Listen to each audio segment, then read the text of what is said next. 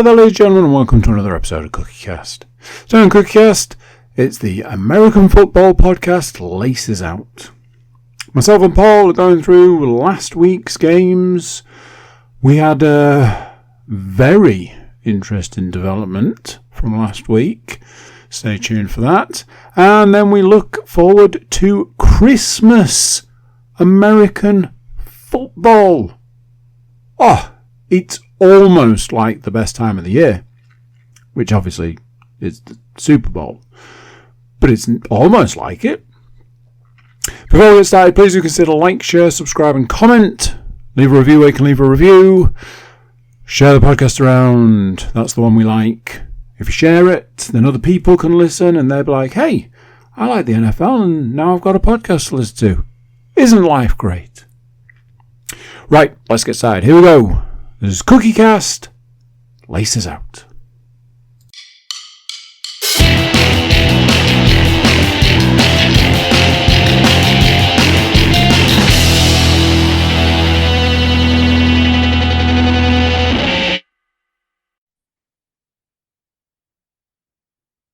That's correct, ladies and gentlemen. Recording is indeed in progress, and we are here to discuss some American football from the National Football League with you here at the CookieCast Podcast Network. That is correct, ladies and gentlemen. So, myself and Mr. Cook made our predictions for week 16.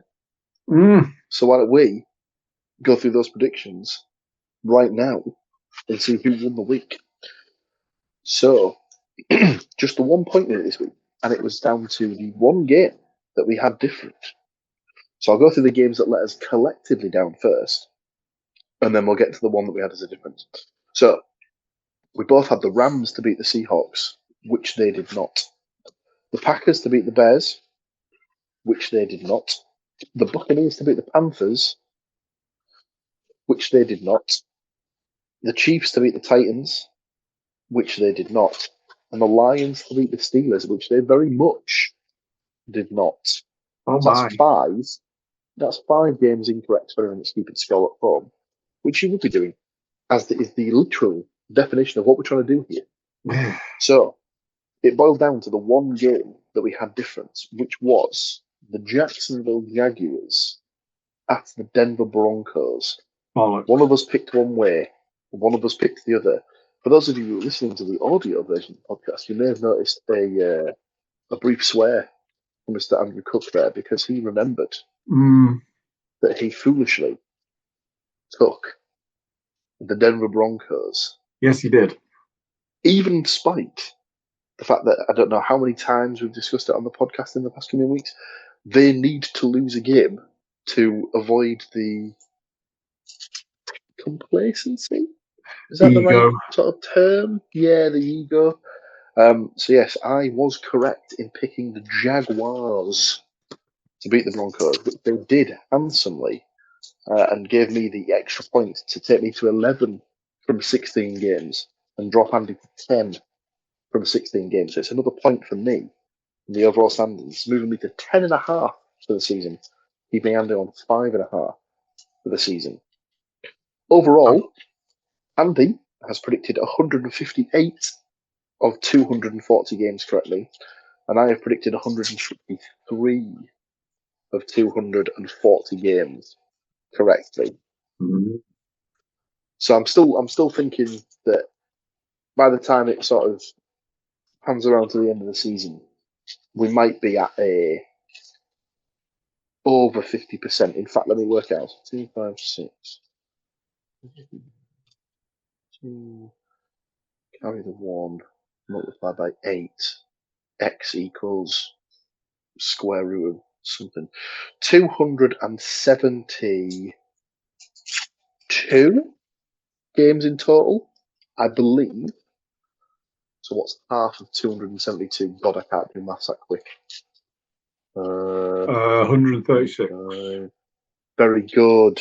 So we are already over 50%, which I think at the start of the season we would definitely have taken. So I was listening to a podcast where the host was trying to end the season on 50%, and said that they required a couple of good weeks. They are doing what is our equivalent of the side bet, so they're just doing the 4 games, but they are still chasing 50%. So I see. Well, we are well above that rate already, so I would take that as your pat on the back. Well done, us. Speaking of the side bet, Andy came into the week with 39 from a possible 60. I came into the week with 48 from a possible 60. So would we increase those scores with the following picks? Andy started off by taking the Bills to beat the Browns, 1 point. The Vikings to beat the Giants, 2 points. The Patriots to beat the Ravens, even though they were the outsider, which we'll come to in a short while. Correct. So he's looking for a clean sweep, ladies and gentlemen. You have the Chiefs to beat the Titans.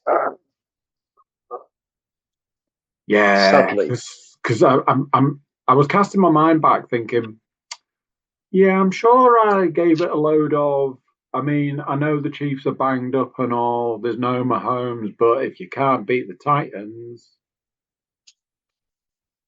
pretty sure I gave it a load of that. Well, look where we are now. Indeed, look where we are now. So that brings Mr. Cook to 42 from a possible 64. Would I join him in a similar vein?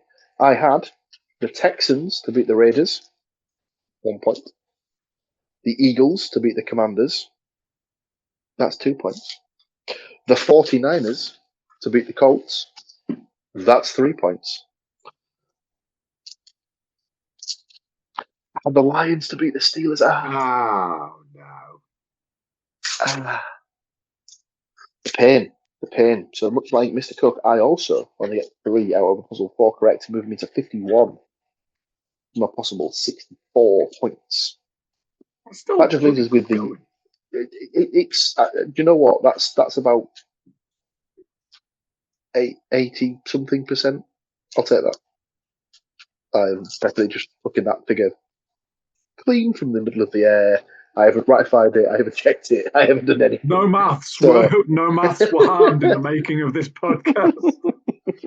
Just a complete aside, one of the funniest videos I have seen recently on the internet, which is not football related, it's nothing. It just this reminds me of it, is the woman crying her eyes out, and the caption says, "My husband took my phone to look through it to see if I was cheating, but there are some things worse than cheating," which cuts to the calculator app on, as we all know, a certain Apple iPhone calculator app with the 11 minus 8 equals 3.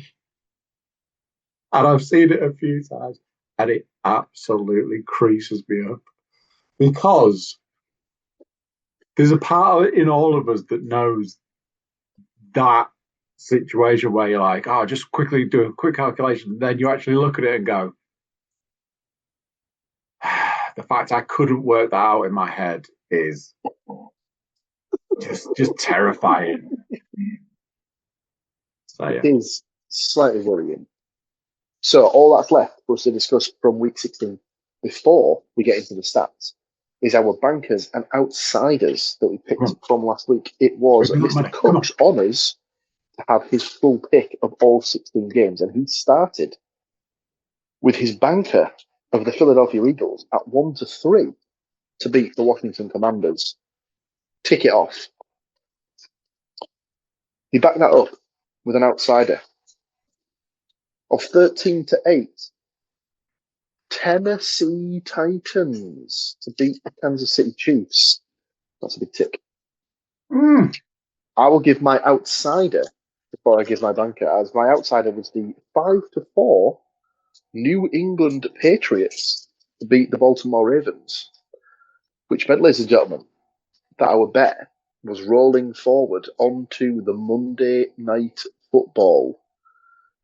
Now, were the Colts the favourites at home? Or were the San Francisco 49ers the favourites on the road? Well, the 1-3, San Francisco 49ers won the game, ladies and gentlemen. That is 4 selections from 4. It's finally happened.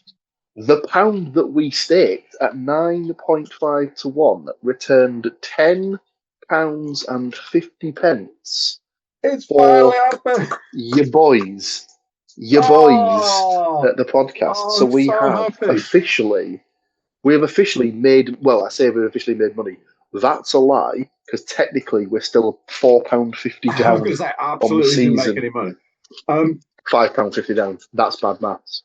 When you sent me your picks last week, I seemed to think my response to you was, that is an absolutely inspired choice, because the fact the Patriots were the outsider in that game versus the Ravens was criminal. And I was like, you have absolutely nailed this one. I'm pretty sure I tried to pick the Chiefs. And then it was like, hang on a minute, they're not the favourite in that situation. So I ended up just reversing it. And it was like, well, there we go. It's finally happened. No, that was the week before. I was going to say, it was part of me thinks it was the week before, though, where I was like, oh, that one is like, no, wrong way. I was like, oh, then just let it go the other way. Just flip it around. Well, there you go. So like we say, it finally happened. We finally got a winner, which means that when it comes to the bankers and outsiders pick for next week, or for week 17, we're not just putting a pound on it, ladies and gentlemen. We're letting that motherfucker ride. So we're putting £10.50. Oh my God, I feel sick. I feel sick. On our bankers and outsiders. Don't worry, I've already placed a bet. I've seen what it returns. So, God, no. I believe Mr. Cook wanted Super Bowl tickets. It won't quite stretch that far, but it might get us. It might get us a beverage or two at the Super Bowl if it rides on again. Let's put it that way. So that's week 16. From the book perspective, done and dusted. That just means it must be starts a clock. So I'll throw you back over to Mr. Cook to get us started on week 16 stats. So, obviously we haven't really touched on the fact that this is Christmas football week, and because it's like a Christmas edition of Football Podcast, we are looking at a sack full of stats. The stats mistress, not gonna lie, was up against the clock, has delivered an absolute feast of stats. NFL Week 16 stats, to be exact. Credit this week to Nate Davis of USA Today, but we all know where the real credit lies. It's with Stats Mistress. And she brought us these delicious stats, of which there are many. Number one, let's get into it. No division titles have yet been clinched through 16 weeks in the AFC. This year, playoff chance may not be the most compelling in terms of the number of teams that are still relevant, which is just 18 of the league's 32 clubs going into week 17.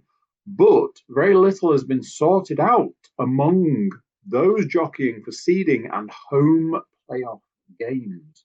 I do feel that this is very much the season where it's going to go to the wire.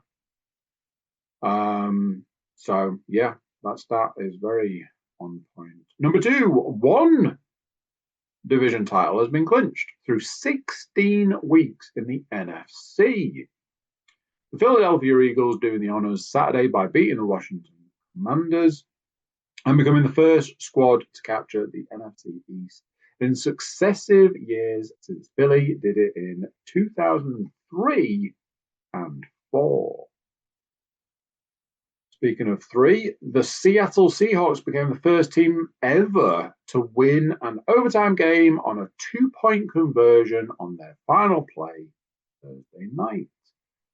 I've been saying it most weeks at this point, but at which point are we going to turn our eye to the Seattle Seahawks, who have got to be the definition of under the radar, because the Patriots were doing it for so long, and then all of a sudden people went, hang on a minute, Patriots playing well is a bad sign. So we need to look at what's going on over in New England. Apparently, we just forgot that Seattle exists, and we're like, yeah, they'll sort something out. It'll be fine. Number 4, let's appreciate the three-pronged accomplishment of New Orleans Saints jack of all trades, Taysom Hill. Sunday, he became the first player in the Super Bowl era since 1966 with more than 1,000 career yards passing, 1,000 career yards rushing, and 1,000 career yards receiving. Honestly, that's mental. That's crazy talk. Number 5 for me is an absolute monster. I will probably need oxygen by the end of this one. The AFC South leading Jacksonville Jaguars have suffered 4 losses this season, but did not add to it on Sunday after putting a licking on the Broncos at altitude in Denver. The Jaguars' victory spotlights what a complete team they're becoming under first-year coach Liam Cohen. To say nothing of the MVP caliber play quarterback Trevor Lawrence has provided over the past 4 weeks. Pull back more, and the wide-open nature of their conference becomes even more apparent. Jacksonville, New England, Denver, Houston, Los Angeles, Buffalo, and maybe even Pittsburgh are all showing signs they could legitimately reach Super Bowl 60 in a year when the Kansas City Chiefs have left a power vacuum. Number 6 talks about the number 6. 6 AFC teams are still in play for the conference number 1 seed. Denver's loss maintaining more pathways outside the Rocky Mountains. Only the AFC North has been eliminated from this pursuit as a division. So I'd see a pattern here, because number 7 is 7 quarterbacks in league history now have 10 seasons with 4,000 passing yards. Los Angeles Rams quarterback Matthew Stafford joining their ranks Thursday night. Stafford also now has 3 seasons with at least 40 touchdown passes, an exclusive club he shares with Tom Brady and Aaron Rodgers. Nobody has managed that 4 times in a career. I wonder if they paid for it. Number 8. Cincinnati Bengals quarterback Joe Burrow had his best game of the season, torching the Miami Dolphins for 309 yards and 4 touchdown passes in a 45-21 walkover in the Finns' first outing since benching quarterback Tua Tagovailoa. Running back Chase Brown scored 3 of Cincy's touchdowns and became the first player this season to find the end zone 3 times in 1 quarter, the 3rd in Brown's case. And I know I'm still going, but I am going to say my final stat for this one, number 9, despite all the injuries they've dealt with, Herbert and the Bolts are on the cusp of successive playoff berths for the first time since old man Philip Rivers was throwing the ball for this franchise nearly 2 decades ago. Herbert's resilience, his team's toughness and willingness to play physical ball marks a new brand for the Jim Harbaugh Chargers, who are suddenly a clear and present danger to win the AFC West. And maybe more. That's it from my side of things. Over to Paul for more delicious stuff.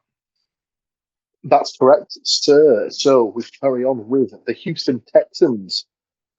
They took a while to wake up on Sunday against Las Vegas Raiders, but their defense alone should give them more than a puncher's chance to make a deep playoff run. Houston is very likely to become the 6th team since 1990 to reach the playoffs, despite an 0-3 start to the season. Congratulations to the New York Giants and Raiders, who both narrowly avoided devastating wins on Sunday. The teams will meet in Week 17 in the game that could decide who winds up with the number 1 overall pick in the 2026 NFL Draft. The Broncos still have the inside track for the AFC's number 1 seed, but Sunday's loss was the latest reminder of their weekly tendency to fall into deep holes, and the usually sterling defense didn't allow them to dig out against Jacksonville. Oh, if only someone had been saying that for the past 5 to 6 weeks, possibly. Excuse me, I'm obviously stoned. I have a coughing fit. So, the New England Patriots are back in the Super Bowl mix.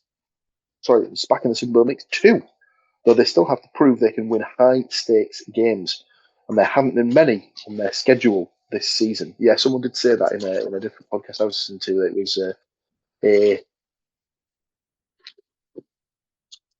a unusually comfortable schedule that they've been handed out this season. Yeah, the podcast I was referring to earlier, the host of that podcast is a massive Patriots fan, and did address the whole they've had an easy schedule, and are they going to get it done if they go up against actual teams that are of merit, etc. So yeah. Mm. Pittsburgh Steelers coach Mike Tomlin now has 19 consecutive non-losing seasons, his entire head coaching career, after his team improved to 9-6 by beating the Detroit Lions in Motown on Sunday. Pittsburgh's organizational string of 0.500 or better campaigns now stands at 22, surpassing the 65-85 Dallas Cowboys for the longest such run in NFL history. Tomlin, 53, now has 200 career wins, including the postseason, making him the 3rd youngest coach to reach that benchmark after Curly Lambeau and Don Shula. Browns defensive end Myles Garrett now has 22 sacks for the season after he was awarded a chintzy half sack of Buffalo Bills quarterback Josh Allen on Sunday. Allen appeared to slip and fall on the play, after which a sack was initially awarded to Cleveland's defensive tackle Mason Graham, but half of it was retroactively credited to Garrett. Maybe Brett Favre was the official scorer of Sunday at Cleveland's Huntington backfield. Garrett needs one more sack, hopefully a legitimate one, to break the league's single-season record. The Steelers' defense has taken its share of often deserved flack this year, but holding Lions running back Jahmyr Gibbs to a career-low 2 rushing yards, an average of roughly 1 foot per carry. Most impressive. That's insane. A question that's been asked numerous times over the past couple of months, I dare say. What's wrong with Baker Mayfield and the Tampa Bay Buccaneers offense? Knocked out of first place in the NFC South with Sunday's loss in Charlotte to the Carolina Panthers, Mayfield has been held to fewer than 200 passing yards in 5 of his list 6 starts, despite having most of his offensive weapons back. Last 2 for me. Congratulations to the Tennessee Titans, who won their first game in Nashville in nearly 13 months. Oh my word. And finally, congratulations goes to Saints defensive end Cam Jordan. That's not tight end Jordan Cameron, we must point out at this point, who recorded 2 sacks in Sunday's blowout of the New York Jets, winning 130 in his 15-year-long career. If Jordan doesn't return to the team in 2026, the game could be his final one played at the Superdome. I didn't know if it was going to be in the stats, but something I'd seen earlier was that the punter or kicker maybe for the 49ers has to keep himself on the sideline because hasn't kicked the ball this month.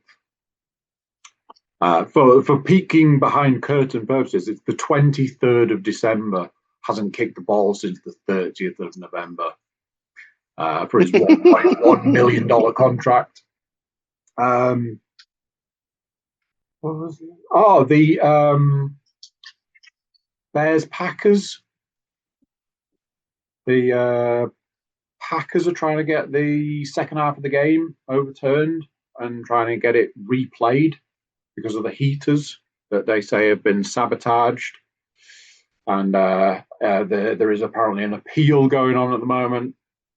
Yeah, if you want to believe that.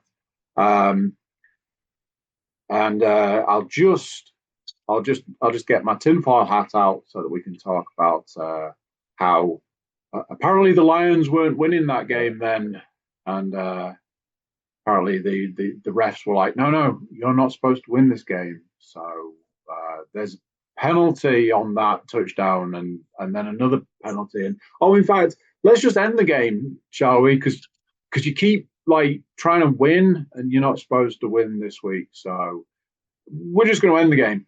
And you didn't win. Go away. Time is finished now. Thanks for joining me once again, week in, week out for tinfoil time. Yeah. That is definitely Mr. Cook's tinfoil alley that we've definitely just circling my bread and butter. He loves it, ladies and gentlemen, and it's definitely where he lives, where he resides, where he flourishes. I find. So that is week 16 done and dusted. Put it in the back. We put it in the back of the old rearview mirror. It'll never be talked about again.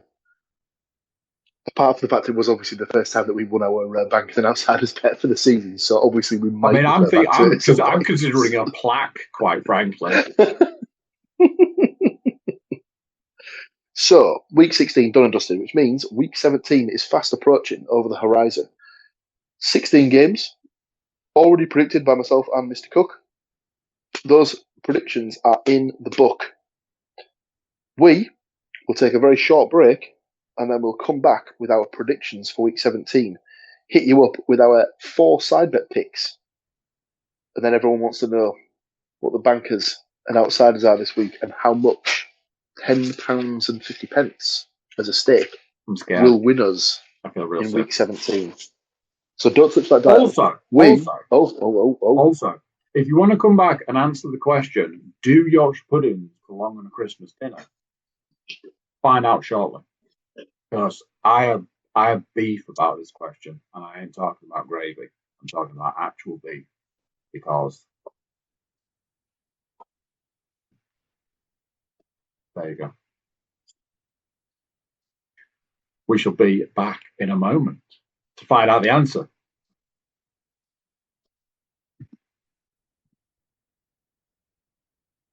And just like that, the break is done. We are back, and we are here to talk week 17 NFL action. And like Mr. Cook alleviated to earlier on, it's Christmas week, which means that the Thursday night games this week are technically Christmas Day games, and there are 3 of them. So we have the Cowboys at the Commanders, the Lions at the Vikings, and the Broncos at the Chiefs. Now, it's almost as if it was preordained that some of the teams that played on Thanksgiving had to double up and play on Christmas Day, as that's at least 2 of them. See if we can get back in the old book and see where we were at when it was Thanksgiving week. Packers, Lions, Chiefs, Cowboys, Bengals, Ravens. Yes, it's 3. 3 of the teams that played on Thanksgiving. How odd. I'm sure there's absolutely no correlation in that whatsoever. So they're the first 3 games of week 17. And myself and Mr. Cook have picked exactly the same way for all 3. We've both gone for the Cowboys to beat the Commanders, the Lions to beat the Vikings, and the Broncos to beat the Chiefs. We also have 2 Saturday games. Or are they Friday games? No, they are Saturday games, aren't they? Let me just double check. It's reset.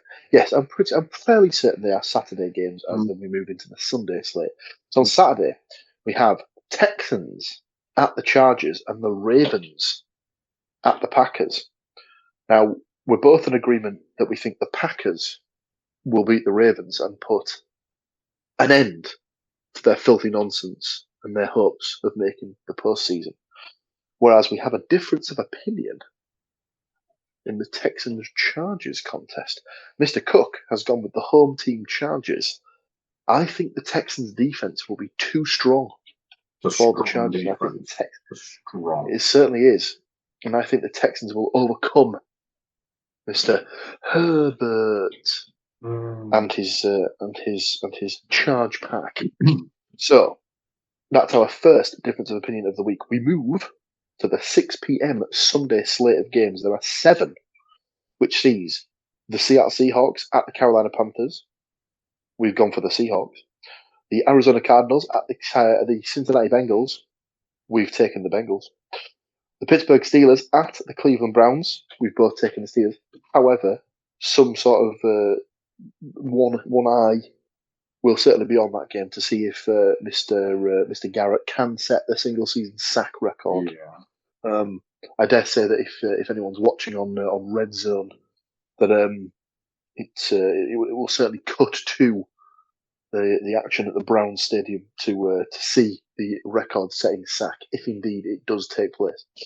But yes, we have both gone for the Steelers on that one. Next up, we have the Jaguars at the Colts. We've both taken the Jaguars. That's the Buccaneers at the Dolphins. Now, we've both taken the Buccaneers in spite of their struggles in the past week. I can only presume this is because the Dolphins will probably still be sitting Tua, so they'll be playing the backup quarterback or possibly even the third string at this point. I don't really know. But they looked bad against the Bengals. So, yeah, not particularly confident on the Dolphins at this particular time. Wow. We also have the Patriots at the Jets. We've both taken the Patriots. And the final game of the 6 p.m. Sunday slate sees the New Orleans Saints at the Tennessee Titans. And it is our second and final difference of opinion of the week. I've gone with the home team Titans. Mr. Cook has gone with the Saints. And I can understand why he has gone with the Saints, as they do seem to be, strangely enough, one of the form sides of the NFL at the moment. I don't know. I just fancy the Titans have like a strong end to the season. I wouldn't be surprised if they win out now, because what have they got? They've got 3 and something. Let's have a look. 3-12. So I wouldn't be surprised to see them go 5-12 and totally screw up any chance they had of getting like a top 5 pick or something like that. But that's just me. The Saints have already screwed their chances of having like a decent pick by winning some completely meaningless game. But that's the game. So the Sunday night football could not be more of a contrast. Did I say Sunday night football? Sorry, the 9 o'clock slate of games. There are only 2, and they couldn't be any more of a contrast. We have the Eagles at the Bills in what, in theory, could be a prelude to the Super Bowl. No one knows. They could both end up as the number 1 seed. Still possible. They could end up beating each other in the big dance. We've both taken the Bills in Buffalo. The other game being played at 9 o'clock, it was discussed in the stats. It's the 2-13 New York Giants taking on the 2-13 Las Vegas Raiders. Oh, God. I say it all the time, but surely there has to be a rule change around games like this where they can just agree to take, like they should do the coin flip, and whoever wins the coin flip should win the game. And just do it over Zoom or something, and that way, whichever the traveling team doesn't then have to travel for no reason. Just don't even bother having a football game. Just have like a sack race or something like that. Egg and spoon. Save everyone the time and the effort and stuff like that. You know that game with the robots in the Rock'em Sock'em Robots. They should just do that. Yeah. Despite this one being a battle of the also rans, we have agreement in the fact that we both think the Giants will get the job done, even though they're on the road. I mean, I don't know. That's definitely a 50-50 game, let's be honest. And then we end with Sunday Night Football sees the Chicago Bears at the San Francisco 49ers. That has all the hallmarks of being a decent game, I would say. But we have both gone with the 49ers to get the win. And we finish up with the Monday Night Football, which sees the Los Angeles Rams at the Atlanta Falcons. The Atlanta Falcons, of course, have nothing to play for, but the Rams very much still in with a chance of number 1 seed. As it stands, they're currently the 6th seed in the NFC, which sounds utterly insane. But that division is very tight. So you've got the Seahawks on 12-3, the 49ers on 11-4, and the Rams on 11-4. So the last 2 games will be crucial as to how that seeding pans out in the NFC West. All 3 teams have qualified for the postseason, so we'll wait and see which jumble of formation they all have. Surprise, surprise, we've both gone with the Rams to get the win there. So 16 games picked, 2 differences of opinion. I've gone with the Texans, Andy's gone with the Chargers.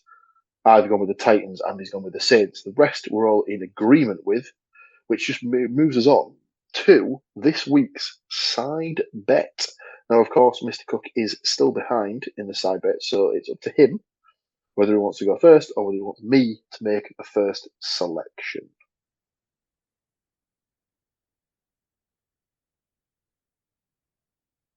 There was a part of me that was like, do you know what? I'm not getting anywhere with this going first thing.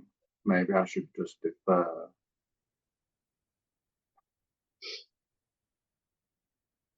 But honestly, this has to be one of the worst weeks for picking, because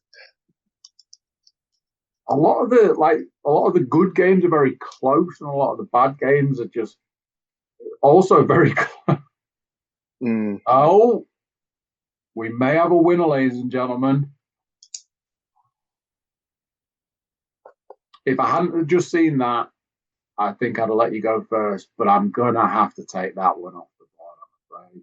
I will have the 12-3 New England Patriots to beat the 3-12 New York Jets. Honestly, imagine they could rest all of their starters for that game, still get a heavy.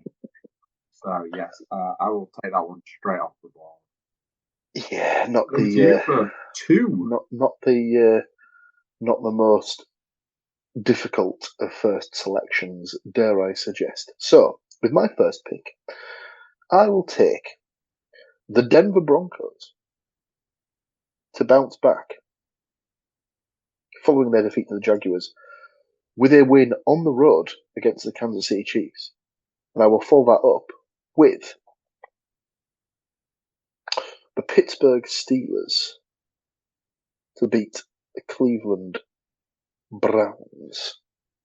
Over to you for your next 2 picks, sir. Yeah, you've absolutely snaffled that one out from under me, but yeah, fair enough. Oh. Couple of low-ish teams here, but after what we were talking about earlier, the fact that their boy is back, etc., etc. Even though, like say, low in the win columns, I'll take the Bengals beat the Cardinals. Bengals are back on form, I believe. The Cardinals are one of the 3-12 teams. So, yeah.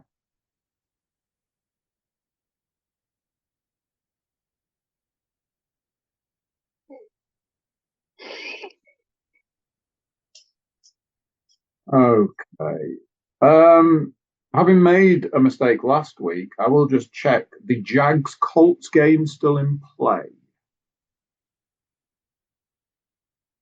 No. I'll take that as a yes. I'll take the Jacksonville Jaguars with their and obviously it's not, you don't go on past weeks. They're 11-4 record at this point in time. I'll take the Jaguars to beat the Indianapolis Colts that looked a lot better. And then they got Phillip Rivers. And, well, that's kind of that. Saw a couple of great memes today. Shared one with the group. There was another one.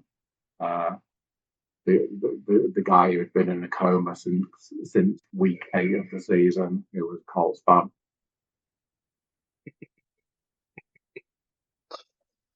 Oh, that poor man. Yes, I was very much looking forward to trying to get the Jags as my next pick. Mainly for the fact that I think this might have come up in the stats a couple of weeks ago when they actually beat them the previous time they played. But it's something weird, like, I don't think the Colts have beaten the Jags for something like 6 seasons or something like that. It's like even a super weird one, isn't it?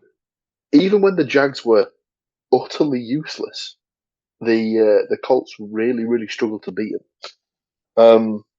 So it's my next 2. Oh boy. Good luck. Yeah, there's some absolutely horrendous games. He says it. And then he sees that one just peeking out in the bottom. They almost got past the Los Angeles Rams. Nah, damn it. I thought it would be right at the Falcons. bottom of the list, but you might not go that far down and be like, Yeah, but yes, that was absolutely what I was going.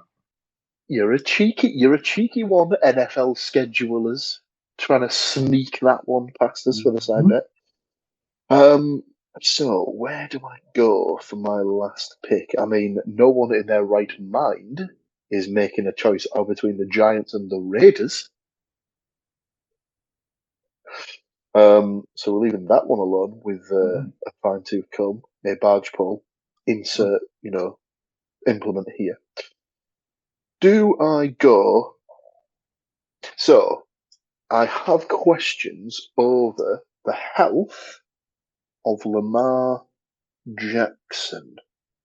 Now, I know that he left the game against the Patriots with an injury. He did. So let's have a look at his status.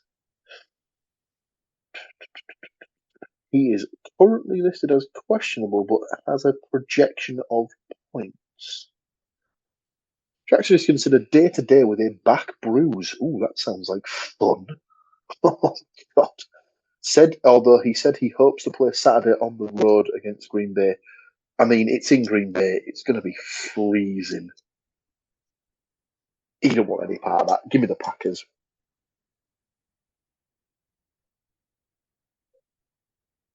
Which means it's over to you to pick the butts out of that set of absolute nonsense to get your last bet of the week. Is the Cowboys Commanders still available, or is that gone? That is very much still on the slate. Really? I presume Saints Titans is still available, and I presume Bucks Dolphins. Mm-hmm.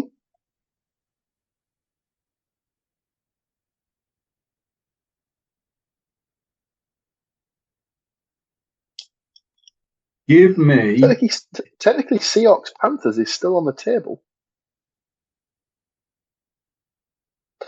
But I'm pretty sure we've both been burnt by the Panthers in this particular game at least once or twice this season. So. Oh, yeah. Okay. I know it was in the stats. I know we have gone hard on this team quite a bit, and especially their quarterback.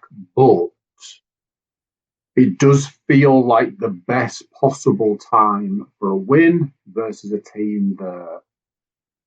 I mean, I'm looking at their record now, like 6-9. is almost surprising to me. I would take the Tampa Bay Buccaneers to take care of business against the Miami Dolphins.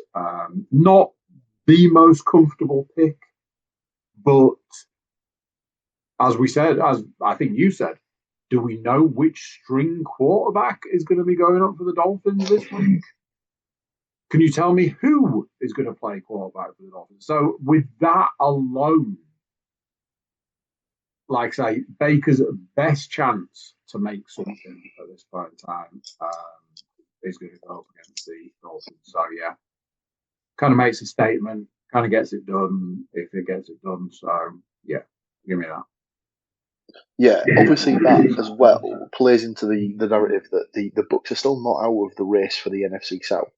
The Panthers are 8-7; they're 7-8. So obviously, if the Panthers lose against the Seahawks and they can get past the Dolphins, they'll both be on 8-8, and it'll go to whichever one can outlast the Falcons and whichever one can outlast the Saints in the final matchup of the week of the season to see where they're at. So, yes, interesting to say the least. So, just to clarify, just to wrap up.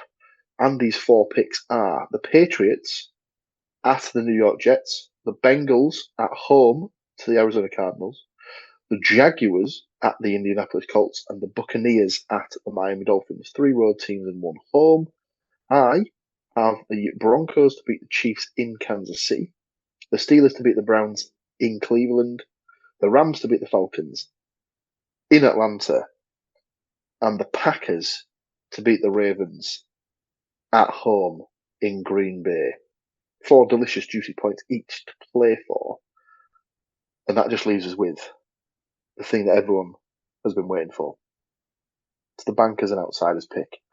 And knowing that we have a huge £10.50 to stake on it, what will that return?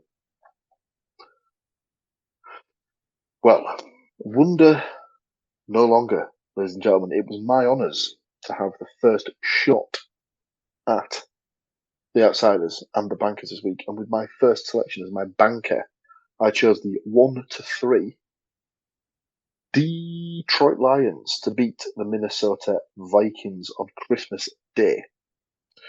My outsider was the 11-10 Houston Texans to beat the Los Angeles Chargers on the day after Boxing Day. Doesn't have an official name. It does. Andy, does it? It does. I believe it's St. Stephen's Day. I would check this while you finish that up. I'm pretty sure I did a quiz, and the question was, what is the date of St. Stephen's Day? And I guessed the answer, and I got it right, and I'm pretty sure the answer is the 27th.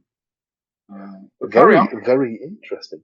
Yes, so Mr. Cook, with his banker, selected the 1-9 Denver Broncos to beat the Kansas City Chiefs on Christmas Day. With his outsider selection, he picked the 11-4 Washington Commanders to beat the Dallas Cowboys also on Christmas Day. So basically, between us, we have picked all 3 of the Christmas Day games. So we will know, potentially, whether we're in for some cash or if our hopes and dreams have been dashed right in front of our eyes by the end of the 25th, / the 26th over here, because that last game, the Denver-Kansas City game, doesn't start till 1:15 or 1:16 a.m. on Boxing Day morning. Well, all that, when run through the computer, gives us odds of 10.67 to 1. And when I staked £10.50 on that little ditty, it gave us potential returns of £122.50. So if those 4 games come in, there will very much be drinks more at the Christmas party for these two guys. Let's just put it that way. Is it indeed St. Stephen's Day?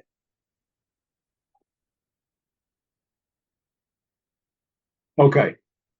There seems to be the internet seems divided on this because St. John the Apostle has come up.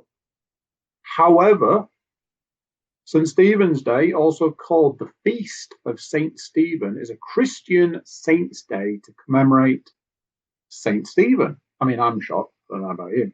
The first Christian martyr or proto-martyr, celebrated on 26th of December in Western Christianity and the 27th of December in Eastern Christianity. So depending on which type of Christianity you go for, you are either with St. Stephen or John the Evangelist, i.e. St. John the Evangelist, December 27th. St. John the Apostle, also known as the Apostle of Charity, beloved apostle, beloved disciple, Giovanni Evangelista, John the Divine. I was going to throw out a anime-related joke there, but for the 2.4 people who would have got it, probably wasn't worth.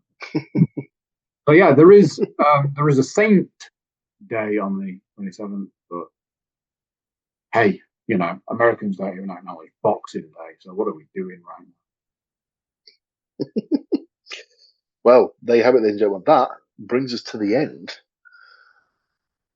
of week 17, which means there's only one more week to go, ladies and gentlemen. One more week to go in the regular NFL season after this one. So, there you go. All that leaves me to do is to say thank you to this gentleman right here for joining me to go through the ins and outs, ups and downs of week 16 in the National Football League and look ahead to week 17. A thank you to all of you for listening and watching us here at the Laces Out Getting It's not the Getting Over podcast. It is not the Getting Over podcast, and also you are not a part of the football podcast, as I said in the recording that should have made its way to you within the last sort of 24 hours. I also followed that up by saying at this point I'm roughly making one cock up per podcast as it stands. So yeah, I'm just batting right on that average at the moment. So yeah, just having a whale of a time.